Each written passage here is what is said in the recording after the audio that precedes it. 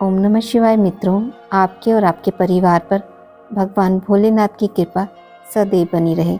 आज मैं आपको सोमवार की व्रत कथा सुनाने जा रही हूँ। चलिए शुरू करते हैं। एक समय की बात है, अमरपुर नामक नगर में एक धनवान व्यवसायी रहता था। उसका व्यापार बहुत दूर तक फैला हुआ था। यहाँ के सभी नगरवासी उसका बहुत आदर करते थे।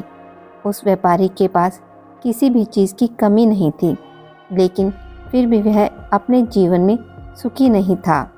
दरअसल उस व्यापारी का एक भी बेटा नहीं था, जिस कारण हर समय उसे यह चिंता सताती थी कि उसके मरने के बाद उसकी संपत्ति की देखभाल कौन करेगा। वह व्यापारी बेटे की चाहत में हर सोमवार को बाबा भोलेनाथ की पूजा करता और शाम ढलते ही मंदिर जाकर शंकर भगवान के सामने दीप जलाता था। एक दिन माँ पार्वती उसकी श्रद्धा भक्ति से खुश हो गई। उन्होंने बाबा भोलेनाथ से उस व्यापारी की इच्छा पूरी करने के लिए प्रार्थना की।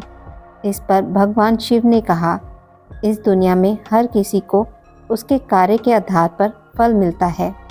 भगवान शंकर के समझाने पर भी पार्वती जी नहीं मानी। वह लगातार बाबा भोलेनाथ से यही कहती रही कि उस व्यापारी की इच्छा पूरी कर दीजिए। अंत में शिवजी ने मां पार्वती के अनुरोध पर उस व्यापारी को बेटे का वरदान दिया। आशीर्वाद देने के बाद भगवान शंकर ने पार्वती माता से कहा, मैंने आपके अनुरोध पर उस व्यापारी को बेटे की प्राप्ति का आशीर्वाद तो दे दिया, लेकिन उसका बेटा केवल 16 साल की उम्र तक ही जीवित रहेगा। यही बात भगवान शिव ने उस व्यापारी के सपने में जाकर उसे भी बताई। वरदान पाकर व्यापारी प्रसन्न था, लेकिन बेटे की उम्र 16 साल ही होगी सोचकर फिर दुखी हो गया। वह पहले की तरह फिर से हर सोमवार को भगवान शंकर की पूजा करने लगा। कुछ महीने बीतने के बाद उसके घर में एक बच्चे ने जन्म लिया जो बहुत सुंदर था। उसका नाम अमर रखा गया।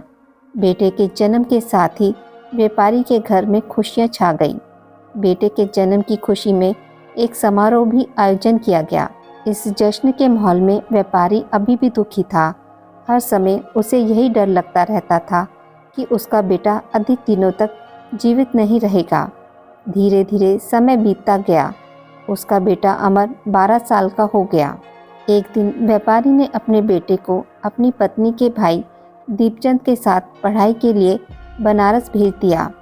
वाराणसी जाते समय रास्ते में जहाँ भी अमर और दीपचंद आराम करने के लिए रुकते, वहाँ वो यज्ञ और ब्राह्मणों के लिए भोजन की व्यवस्था करते जाते थे। कुछ दूर जाने के बाद अमर और दीपचंद एक नगरी में पहुँचे।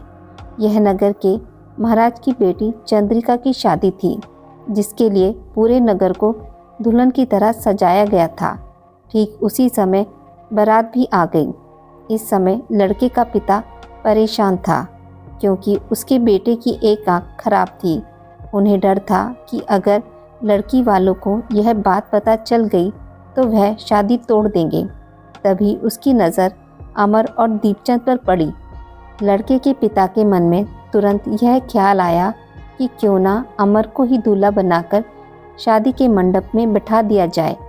एक बार जब उसका विवाह राजकुमारी से हो जाएगा तो फिर उसके बाद उसे कुछ पैसे देकर वहाँ से विदा कर देंगे।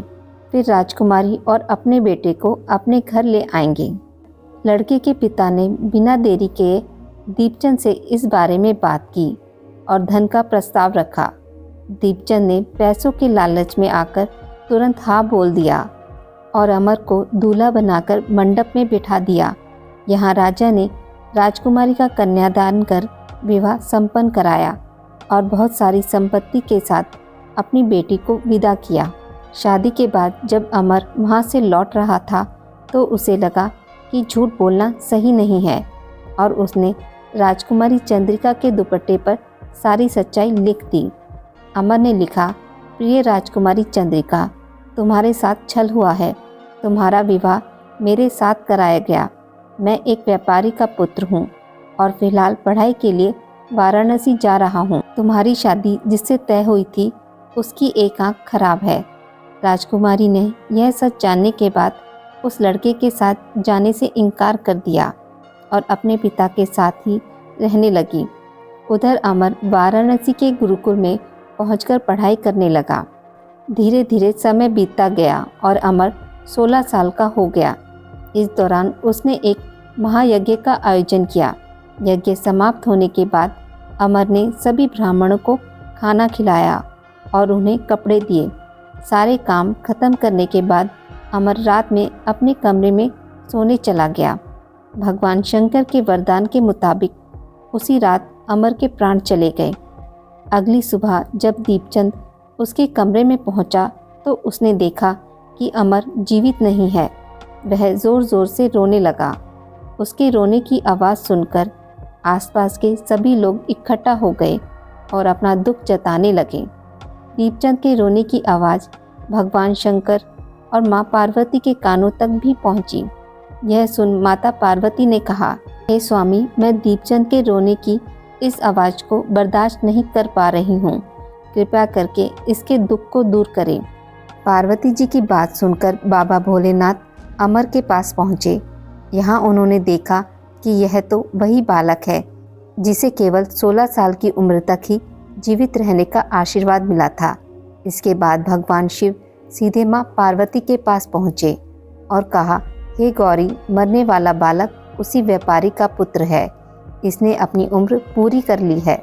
यह सुन माता पार्वती ने भगवान शिव से एक बार फिर से आग्रह किया। उन्होंने कहा, स्वामी, आप कृपा करके इस बालक को दोबारा जीवित कर दें। इसे मृत देख इसके माता पिता भी अपने प्राण त्याग देंगे। माता पार्वती ने बाबा भोलेनाथ को याद दिलाया कि अमर के पिता उनके सबसे बड़े भक्त हैं। कई सालों से वे हर सोमवार को उनकी पूजा करते आ रहे हैं।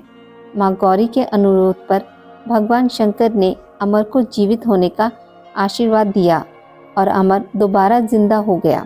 कुछ समय बाद अमर की पढ़ाई पूरी हो गई तो वह अपने मामा दीपचंद के साथ वापस अपने गांव को चला गया। चलते चलते दोनों उसी नगरी में जा पहुँचे जहां राजकुमारी चंद्रिका से उसका विवाह हुआ था। यहाँ पहुंचकर अमर ने एक महायज्ञ किया। तभी पास से गुजर रहे उस नगर के महाराज ने महायज्ञ होते देखा। महाराज ने एक ही पल में अमर को पहचान लिया और महायज्ञ के समाप्त होते ही वो अमर और दीपचंद को अपने साथ ले गए। कुछ दिनों तक उन्होंने अमर और दीपचंद को अपने महल में ही रखा। उसके बाद महाराज ने संपत्ति और कपड़े देकर राजकुमारी को अमर के साथ भेज दिया। महाराज ने रास्ते में उनकी रक्षा के लिए कुछ सैनिक भी भेज दिए। दीपचंद भी महल से अपने नगर को पहुंचा और दूत के हाथों अमर के आने की सूचना व्यापारी तक पहुंचाई। व्यापारी को जैसे ही पता चला कि उसका बेटा 16 साल की उम्र के बाद भी जीवित है तो वह बहुत खुश हुआ। दरअसल व्यापारी और उसकी पत्नी दोनों ने खुद को एक कमरे में बंद कर लिया था। वह बिना कुछ खाए पिए अपने बेटे का इंतज़ार कर रहे थे। दोनों ने यह प्रण लिया था कि अगर उन्हें अपने बेटे की मौत की खबर मिली तो वह भी अपनी जान दे देंगे। दूत की बात सुनकर व्यापारी और उसकी पत्नी नगर के अन्य लोगों के साथ अपने बेटे के स्वागत के लिए नगर के गेट के पास पहुँचे। यहाँ उसे पता चला कि उसकी बेटे की शादी एक राजकुमारी से हुई है। वह दोनों साथ में आए हैं तो उनकी खुशी दोगुनी हो गई। बेटे और अपनी बहू का स्वागत उसने काफ़ी धूमधाम से किया। उसी रात एक बार फिर बाबा भोलेनाथ व्यापारी के सपने में आए और कहा, मैं तुम्हारी भक्ति से बहुत खुश हूँ। हर सोमवार को तुम मेरी पूजा करते हो, इसलिए मैंने तुम्हारे बेटे को लंबी उम्र का वरदान दिया है। भगवान शिव की यह बातें सुनने के बाद व्यापारी बहुत खुश हुआ। बेटे का जीवन वापस मिलने के बाद भी व्यापारी हर सोमवार को भगवान शिव की आराधना करता रहा। इससे भगवान शिव और माता पार्वती दोनों की ही कृपा व्यापारी के घर पर बनी रही। हे बाबा भोलेनाथ, जैसी कृपा आपने व्यापारी पर करी वैसी सभी पर करना। कथा को कहने वाले, सुनने वाले और हुंकारा भरने वाले पर भी करना।